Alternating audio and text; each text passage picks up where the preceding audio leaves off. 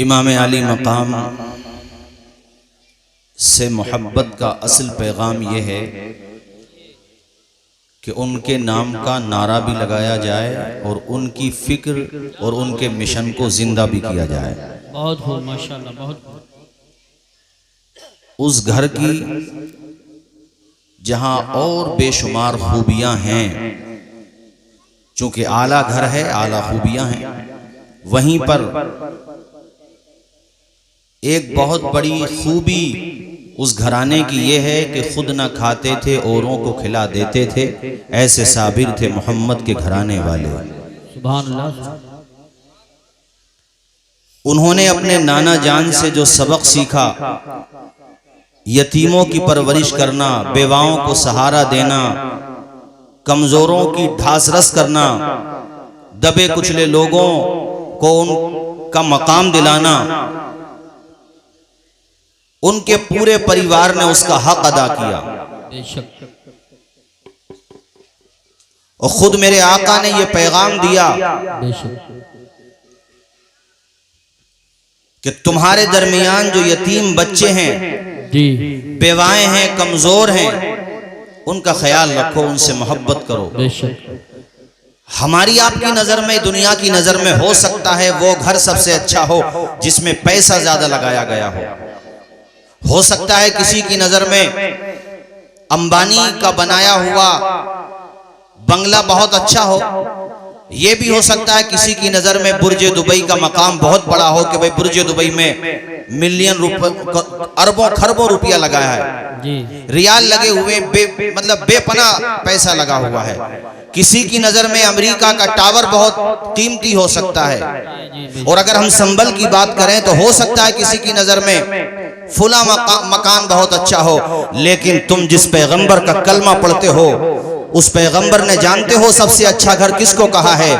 जिस हुसैन की मोहब्बत में आप यहाँ बैठे हो, उनके नाना जान ने सबसे अच्छा घर किसे कहा है पता है तुम्हें? इब्ने माजा शरीफ की हदीस शरीफ है, मेरे आका फरमाते हैं सबसे अच्छा घर वो है जिसमें किसी यतीम बच्चे की परवरिश की जाए। नारे तकबीर, नारे रिसालत, नारे गौसियत, मसलके आला हजरत, उलमाए अहले सुन्नत। सुभान। सबसे अच्छा मकान वो है जिस घर में यतीम की परवरिश की जाती हो और उसके साथ बुरा बर्ताव ना हो, तो डिस्क्रिमिनेशन यानी भेदभाव ना होता हो, मोहब्बत के साथ सगे बेटों की तरह यतीम बच्चे को पाला जा रहा हो, तो आमिना के लाल कहते हैं वो घर सबसे अच्छा घर है। कोई आदमी अरबपति है, खरबपति है, लेकिन पैसा निकालते हुए उसकी रूह निकलती है तो उसकी वो दौलत वबाले जान बन जाएगी। कोई बंदा रक्षा चलाता है मगर गरीब को देख करके उसका दिल भर आता है, वो इंसान अल्लाह के यहाँ ज्यादा मकाम रखता है।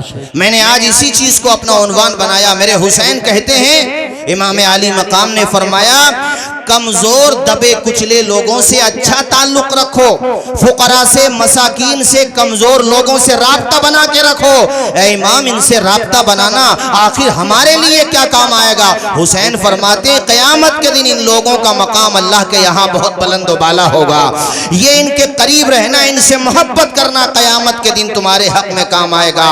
ऐ मेरे साथियों, इसलिए करबला का एक पैगाम ये भी है कि तुम्हारे समाज में, तुम्हारे मुआशरे में, तुम्हारे मोहल्ले में, तुम्हारे रिश्तेदारों में अगर कोई बच्चा ऐसा है जिसके सर से उसके वालिद का साया उठ गया, उसको कोई कमाने खाने वाला नहीं है, उस बच्चे के सर पे कोई दस्ते शफकत रखने वाला नहीं है, तो बतौर नुमाइश और नामो निहात के लिए नहीं बल्कि खामोशी के साथ उस बच्चे को गोद ले लो, उस बच्चे से मोहब्बत करो, उस बच्चे से प्यार करो और ये सोचो कि अल्लाह ताला जब मुझे 4 बेटे होते हुए, बेटियां होते हुए वो रोजगार दे रहा है, अगर किसी का एक यतीम बच्चा या यतीम बच्ची को मैं अपना सगी औलाद का दर्जा दे दूंगा तो यकीनन अल्लाह ताला जिस तरह 4 बेटे होने के बाद मुझे खूब दे रहा है, अल्लाह के करम से उम्मीद रखो उस एक यतीम बच्चे को सहारा दोगे, खुदा की कुदरत तुम्हें दोनों जहान में सहारा दोगे। नारे तकबीर, नारे रिसालत, नारे गौसियत, मसलके आला हजरत। हजरात, वाक़े करबला के बाद आपको पता है सबसे ज्यादा गमो आलाम के पहाड़ जिस हस्ती पे फूटे और जिन्होंने मसाइब व आलाम की जंजीरें बर्दाश्त की, और वो दौर देखा जिन्होंने। उमूमन जलसों में करबला तक के वाकयात बयान होते हैं और बिलाशुबा क़यामत सुग़रा है, मगर चूंकि बहुत दफा बात की चीजें नहीं आ पाती सामने।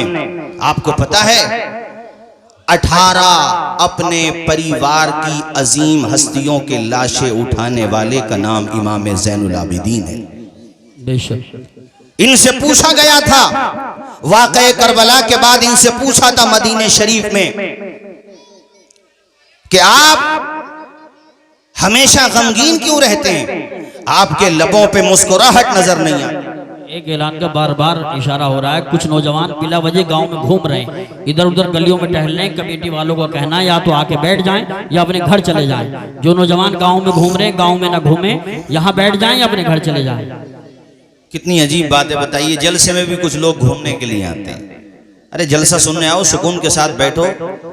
अगर कुर्सियां नहीं है तो और मंगवा दी जाएंगी कमेटी वालों की तरफ से। घूमने के लिए थोड़ी आए आप लोग जो घूम रहे हैं कुछ लोग। खैर कलमा शरीफ पढ़िए, ला इलाहा इल्लल्लाह। इमाम ज़ैनुल आबिदीन से पूछा गया कि आपके लबों पे मुस्कुराहट नहीं आती, आपकी आंखों में पानी होता है, गम रहता है। तो इमाम ने फरमाया था हजरत याकूब अलैहिस्सलाम के एक बेटे यूसुफ अलैहिस्सलाम गुम हो गए थे। गुम हो गए थे, जिंदा थे, फोत नहीं हुए थे, गुम हो गए थे सिर्फ। तो हजरत याकूब अलैहिस्सलाम रोते रोते उनकी आंखें सफेद हो गई थी अपने बेटे की मोहब्बत में कि अपना गुम हो गया है, मिल नहीं रहा है। अरे तफसीलात जानने के लिए कुरान मजीद में सूरह यूसुफ पढ़ो कि हजरत याकूब कैसे गम और आलाम के दौर से गुजरे। आप दीदा रहते थे, यहाँ तक कि जब बेटे की कमीज उनकी आंखों पर डाली गई थी तो उनकी आंखों में बीनाई वापस आ गई थी। अपनों की मोहब्बत ऐसी होती है। इमाम कहते हैं कि एक बेटे गुम हुए थे जबकि जिंदा थे, उसके बाद गम का ये आलम था हजरत याकूब के। अरे मेरे दिल से तो पूछो, मेरे परिवार के 18 लोग शहीद हो चुके हैं, मेरा बाप शहीद हो चुका है, जिस जैसी हस्ती आज की तारीख में पूरी दुनिया में नहीं।